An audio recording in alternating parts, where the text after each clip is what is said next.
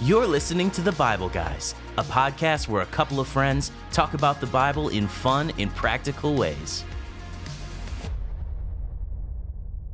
Hey everybody, welcome to the Bible Guys. Man, it's good to be back. It's another amazing week. It is an amazing week. In fact, we are doing something that we promised that we were going to do. We're actually keeping our promises, Jeff. Yes, which is, I think, an important thing for us to start doing. We should start. We're starting now. We should I'm going to start right now. Because in the past, not so much. Right, but we're going to start keeping our promises. Yeah, but hey, before that, you had some fun with your family this weekend? I did. So, interestingly enough, I went down to finally go to the Steve Martin Short concert in Clearwater, Florida, which is last year. It got canceled. Like literally in November. This was a year in the making. You had said on the Bible Guys, you're like, I saw Steve Martin Short, and I'm like, darn it, I missed it, right? Yeah. And then somebody had sent me by way of instant messenger, and they said, hey, they're still playing in Clearwater in January. It was the only show left. Oh, right. So I bought it because my daughter lives down there, and it was her birthday. So I spent a good amount of money. I bought 2 excellent seats, and I thought, okay, I'm going to fly down there. We're going to do a daddy-daughter date. Oh, which is cool. And you have a grown-up daughter. She's married. Yeah, she's 31. She's married. So you had a daddy-daughter date with your grown daughter. Yes, what correct. a good idea. Yes, great idea. So anyway, the day before, the LA fires happen, and Martin Short's house gets burned down. Oh, no. So they cancel everything. They reschedule from January all the way to October 5th. Well, I wish he'd planned that better. You know what I mean? Come on, Martin, if you're going to burn your house down, wait until after Chris gets to see your concert. I'm pretty sure it wasn't Martin Short. No? Okay. But anyway, so now it's a year in the making. And so almost a year later, I finally go down and I said, you know what, this better be good. And it was. Yeah. It was really good. It was good. Steve Martin and Martin Short, but especially Steve Martin, is so sophisticated in his humor. And I think he is my favorite all-time comedian. I think he's substantially funnier today than he was when he got famous in the 70s. Well, his timing is so much better. It was more slapstick. Yeah, and not like that, but have you ever watched even really, really funny things sort of go out of style? Mm-hmm. Yeah, sure. Right? Even the Brian Regan things that we watched 20 years ago that were so funny, you watch them now and you're like, oh, humor's changed. Yeah. Right? Yeah. But his timing is perfect. His dry wit is fabulous. Yeah. And then Martin Short does such a good job of kind of being the goofball. Yeah. Trying to live up to Steve Martin's sophistication. Yes. So funny, man. Yes. It was super good. Yes, they're great. And who would have thought? I mean, you go there and you spend all that money and Steve Martin's 80 and Martin Short's 75. Yeah. And you're like, this is going to be a great night. Yeah. And they're running around like a bunch of 60-year-olds. Yeah. I'm telling you, it's amazing. Spring chickens in their 60s. I'm so glad that you got to do that. Thank you, sir. So, hey, this week we are keeping the promise. Yes. And we are doing the entire week with Stump the Pastor questions. Yes. People send in questions. We don't always get to all of them, but people send them in. We had a bunch of really good questions sent in this week. Yeah. And one of the questions that got sent in, and it's not on this list, thank goodness, because I didn't want to talk about it, but now I find myself bringing it up. One of the questions we had, somebody asked, so how did it turn out in the fantasy football between me and Desiree? Oh. Yeah. And the answer is Desiree is dominant and she destroyed my team. Everybody. She destroyed my team. It was so bad. So I'm not able to talk directly to Desiree. For all last week, I would walk in and whoever else was in the office, I would say, hey, could you tell Desiree I need whatever right in front of her? Yep. But now we're back to talking. I talked to her this morning. Okay, we're good. fine. I forgave her because it was a week later. But that's really fun. Yeah, so that was number 1. So keeping our promises, Stump the Pastor. How did it go between Jeff and Desiree in the fantasy football? Des killed me. So every day this week, we are going to also invite you, if you like this segment especially, to send in a question that you might have. Yeah. So just email us at info@thebibleguys.com. Hopefully we can put it right there on the screen if you're watching. info@thebibleguys.com, or you can just comment on a YouTube video or something that you're watching if it allows comments, and we'll be glad to read those and consider those for perhaps future episodes. Yeah. Good. So this first question, Chris, I think is it really fun? These kinds of things. I love these historical pieces. So Bill F. brings it up. So hi, Bill. Hey, Bill. Bill F., thank you for asking this first question on the first inaugural episode of Stump the Pastor with the Bible Guys. And here's his question. It says, not necessarily part of the Bible, but do you believe the Shroud of Turin is genuine? Or is it a hoax or just art? So there you go. Sincere piece of artwork. Sincere piece of artwork. Yeah. Well, that's an interesting question. And by the way, if I'm sure that there are readers that have absolutely zero idea what the Shroud of Turin is, right? So the Shroud of Turin is a linen cloth approximately 14 feet long by 3.5 feet wide, bearing the faint brownish image of a crucified man believed by some Catholics, is how it reads here, to be the actual burial cloth of Jesus Christ. However, scientific studies, including 1988 radiocarbon dating, place the shroud's origin in the medieval period at 1260. It says CE. Dating. And then it says the exact method of image creation remains a scientific mystery with various hypotheses, including radiation, artistic creation, or even a combination of methods.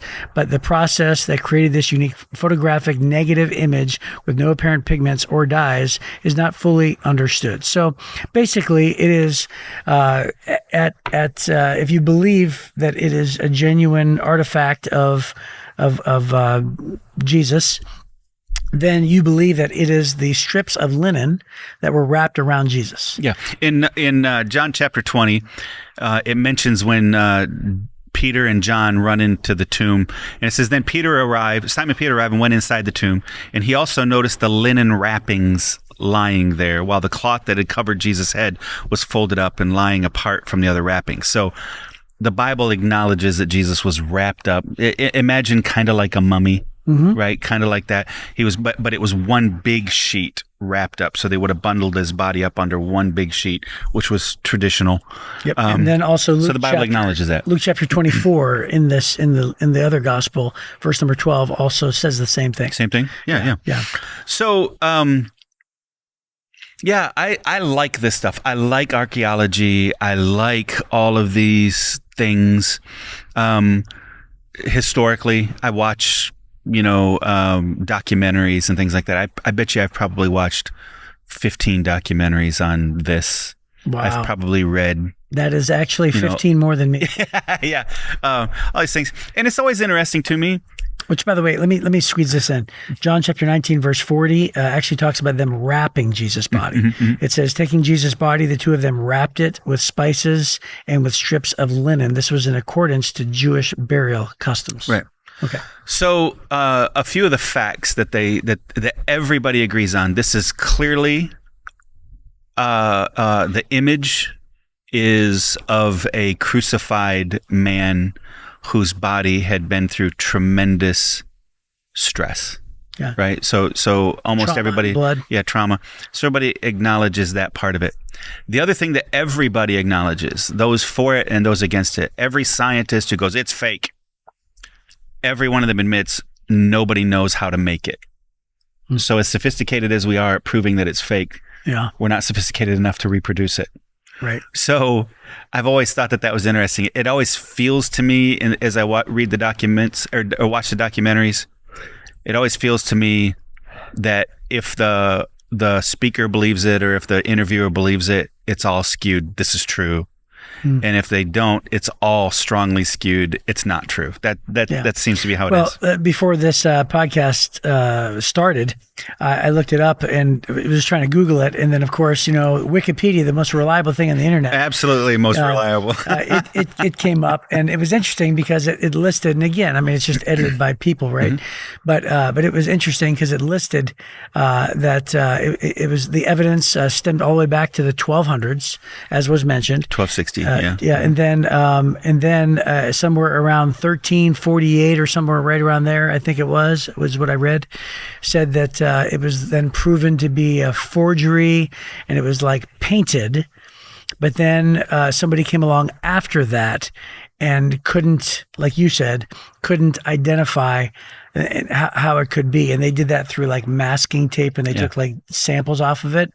And it was just really interesting how, it's listing, how people have gone back and forth on this thing. But like you said, Yeah. So Yeah, people can, so the Catholic Church protects this thing now substantially. There was a period of time where it was just in a trunk in a cathedral, right? And after the Crusades, and then they pull it out and go, "Oh my gosh, this is the Shroud of Turin." So so the Catholic Church protects it substantially. Now it's getting so old that, they're afraid of it deteriorating. The carbon dating, the main carbon dating was back in the 80s, and the Catholic Church only allowed them to take just a couple of tiny samples. And the one that they used for the dating, the Catholic Church claims that they used a patch. It wasn't the actual main portion of the thing. So they're frustrated with that. There's been others. So there are some that are coming out and they're going, absolutely, it's a forgery. We just don't know how they did it. There is no paint on it. It clearly is a negative image of some sort. Maybe it was heat. Some people think maybe it was created by some kind of a heat on there. Could they heat up a statue and then wrap it with this fabric and then, get the same kind of a thing? It's interesting. But here just recently in August of 2025, a group of scientists came back and said that the coloring, there's clotted blood on it.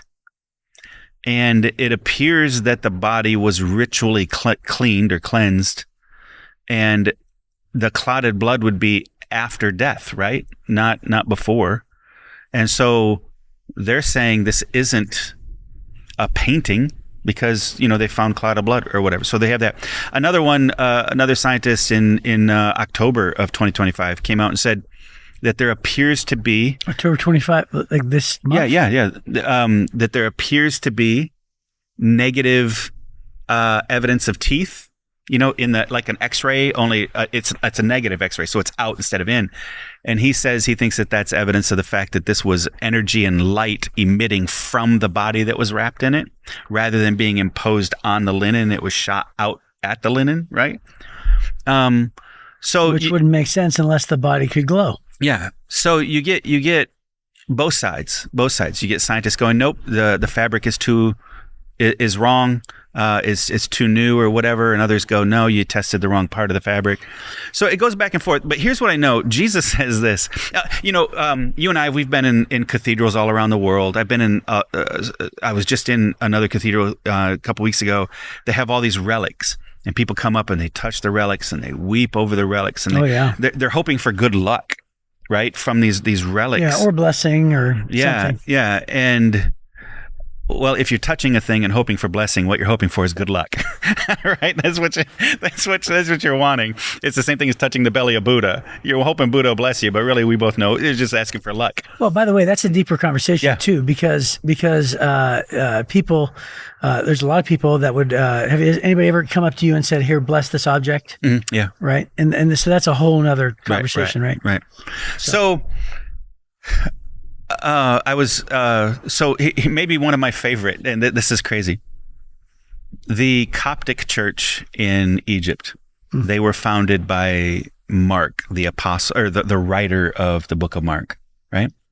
It's the oldest nonstop church on the planet is the Coptic church. And they have the bones of St. Mark, and they've had the bones of St. Mark since he died. He was martyred in Alexandria. They've had him all this time. Wasn't he dragged behind a horse? Yeah, something like that. So they had him. Well, then when Venice was getting rich back in the early mid-medieval times, they realized, man, what we need is, in order to build a big cathedral, we need a patron saint.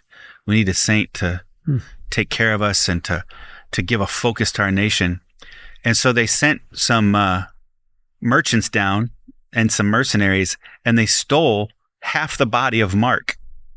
Right? They put the body in these barrels and snuck him back, and now they have half the bones in Venice. Right? Wow. So so that's St. Mark's Cathedral in Venice, is because there's part of the bones of St. Mark in In Venice.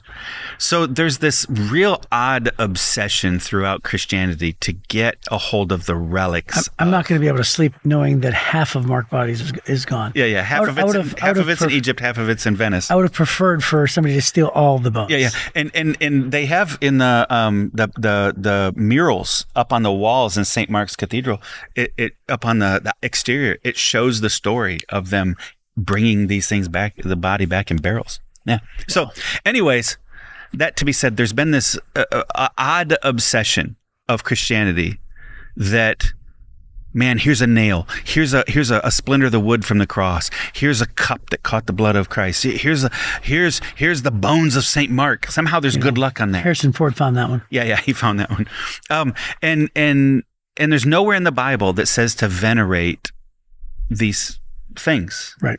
As a matter of fact, God says everything on this earth is going to pass away someday. It's all going to be gone. It's all going to be obliterated. Right. And so Jesus says... Except for Ark of the Covenant. Yeah. Right? Yeah, in heaven. In heaven, yep. So in John chapter 20, Jesus says, "You believe because you've seen me. Blessed are those who believe without seeing me." So whether the Shroud of Turin is true, whether it's real or a hoax, we don't put our faith and trust in a shroud, or we put our faith and trust in the one we think was in the shroud, the shroud, right? That's or right. if that's what you believe. So yeah. it's not in a relic, it's on the resurrection. That's where we have our faith. So ultimately, I mean, a lot of times a Stump the Pastor question normally would end in, I don't know, right? Yeah. But here's my opinion, here are all the facts. Yeah. So it's good conversation. And sometimes it is that we know, right? Yeah. But ultimately, what we're saying whether it's real or not, it doesn't matter. That's what you're saying. Right. You're saying it could be real because certainly, listen, I have not watched any documentary on the Shroud of Turin, not a single one. I've seen it referenced before. I've not sat down and watched it. I'm probably seen clips on it. Yeah, sure. I've seen like which is I think clips. most people. Yeah. Like and I would definitely say this. I have very much a skeptic mind, right? Yeah, me too. So I would say, can God allow a piece of cloth to exist for 2,000 years after Jesus rose from the grave, just because he wants there to be evidence of of course he can do that. Absolutely. But it doesn't seem to go along with anything that God lines up with faith, right? Right. So God doesn't, he's not going to jump off a building and call a legion of angels to swoop and save him. He chooses to appear to Thomas. He chooses to resurrect Lazarus and not other people. I mean, God is very selective in what he does to make people go, "Oh my goodness, that's the Son of God." Right. There's the proof. But for us, modern, postmodern church people, he says, "Blessed are you who do not see and yet still believe," and he asks us to go on faith. He asks us to trust his promises, right? So it wouldn't seem to me that a Shroud of Turin or anything like that would actually line up with anything that has to do with faith. It certainly isn't necessary, right? So I think my response to this question from Bill is maybe it'd be neat. It'd be neat if it's real, but it doesn't matter. And my response to the question would be probably not. Yeah. Well, I think my response is probably not also. Okay. But maybe. Yeah, and maybe. It's kind of neat. Sure. It'd be cool if it was. Yeah, there's room. Hey, if they ever find the Noah's Ark, that'd be cool. There's a guy right now who thinks he's found Noah's Ark, right? Yeah. So, okay, that'd be cool. I don't need it, but that's cool. Right. And so it's the same. So, hey, if you're looking for help along some of these lines of discerning what's true and what's not and all those things, I would say two things. Josh and Sean McDowell wrote the new evidence that demands a verdict. I love it. It kind of helps you dig through a bunch of questions, answers like that. And then I think along those same lines, as far as just critical thinking and research and those things, especially how do you embrace faith without absolute proofs all the time? I still think The Case for Christ and that whole argument by Lee Strobel is tremendous. So either one of those books or both might be really, really helpful to you. So that's one. Okay, here's the second one. We just have 6 minutes, and I think we've got enough time for this one. Really? Yeah. Okay. As believers, how do we navigate our support of Israel, the country, versus Israel, the people? Yeah. So Israel is, by the way, both a state and it is a country. Did you know that? Yes. And so Israel, And biblically, it's a group of people. yes, and biblically is a group of people. Mm-hmm. So it is referred to as the Jewish people, right? The Hebrew people. The Hebrew people, yep. Yeah. And so how do we navigate the question exactly? How do we navigate? Yeah. So country how do we navigate our support of the people versus the country, right? Israel the people versus Israel the country. Well, it's such a tangled tapestry, isn't it? Mm-hmm. They seem very confusing. They seem to sort of go together because the conflict in the Middle East it's one of the running jokes that all comedians use. They're like, so I don't know what to say. So what do you think about the conflict in the Middle East, right? Yeah, it's always happening. Yeah. And it's always there, and it's age old. So when I was over in Israel in 2009. I actually sat down at Bethlehem Bible College, and they brought in somebody from the Palestine position, and they actually tried to build a case as to what the promises were given by God to the people of Abraham and the nation of Israel, and they actually used all of it to support the fact that the land was for Palestine. Like it's Palestine's land. Mm-hmm. And then there were people that they brought in from, that were Jewish. They were Hasidic Jews, actually. And they actually sat down and they actually went verse by verse and presented. And I'm talking like a 60-minute presentation, right? As to the land is clearly promised by God for the Jewish people, and so therefore the Palestinians need to get out. Yeah, and how that's unjust, right? And so are we talking about that? Is that how the question? Yeah. Well, let's unpack it. Why? So, by the way, this question was from Stacy O. Hi, Stacy O. Hi, Stacy O. We're so glad that you asked this question. It's a good one. So, Stacy's asking, how do we navigate our support of Israel, the country, versus Israel people? So, she's assuming we support Israel in some way, right? Yes. So, well, America does, right? So, the idea of supporting Israel comes from Genesis chapter 12. The Lord said to Abraham, leave your native country. I'll make you into a great nation. I will bless those who bless you and curse those who treat you with contempt. All the families on earth will be blessed through you. And he's promising Jesus is the blessing to all the nations of the earth and all the people of the earth. But he does say, for the people who bless your people, I will bless them. The people who curse your people, I will curse them. And that keeps going on over and over and over again. And so the Bible tells us to pray for the peace of Jerusalem. There's all these things. So for a Christian, we should support the people of God, Israel, the Jews, Hebrews, right? The people of Abraham.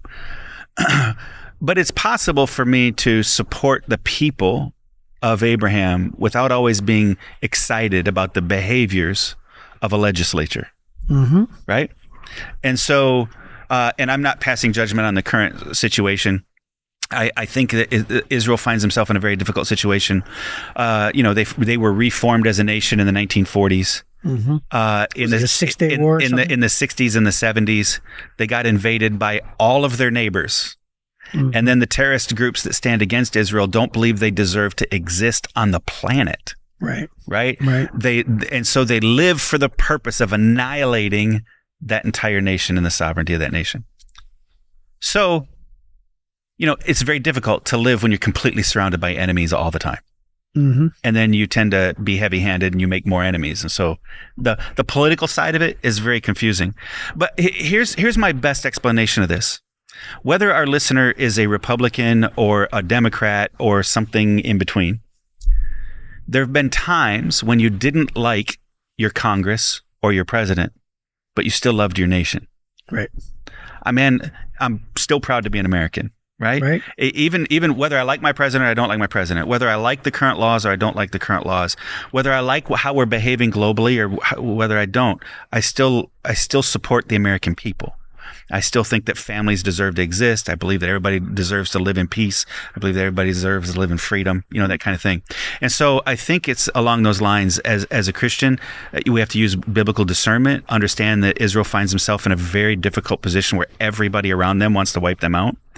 God promises to bless every person that blesses the people of Abraham and curses every person who chooses to curse the people of Abraham. So we have to be very careful about how we treat the Hebrew people, the Jewish people. At the same time, in the same way that I might, criticize my governor, I'm still proud of being from Michigan. I may criticize my president. I'm still proud to be a part of America. It's possible for me to disagree with the legislature or the government and still love the people and bless the people. And so it's very, very difficult, quite honestly, to come up with one solution. But if you're going to make a mistake on the side of blessing the people of Israel. Right? Yeah, and then also to recognize that those are God's chosen people with blessing, and they have been singled out clearly in history, right? And have been on the victimized side of some of the most horrific stories in our entire existence. Yeah, I remember Norm Geisler dealt with this issue. Let me see if I can find it. I had it written down for a minute. Oh, we're at 25 minutes. Yeah, Norm Geisler wrote a book, and where is this question? A popular survey of the Old Testament. And he's dead now, but he's one of my favorite theologians. And Norm Geisler unpacks some of this issue of supporting the people and then always challenging government, right? Whether it's my government or somebody else's government. That's great. Yeah. All right. Well, hey, that looks like our time for sure. And we squeezed 2 in. So, hey, way to go. Yeah. And I gave a shout out to Des that she beat me in fantasy football. Yeah, well, that's important to throw in there. So Jeff. we covered all 3 of those big questions today. All right. Hey, we'll see you hopefully tomorrow on the Bible Guys.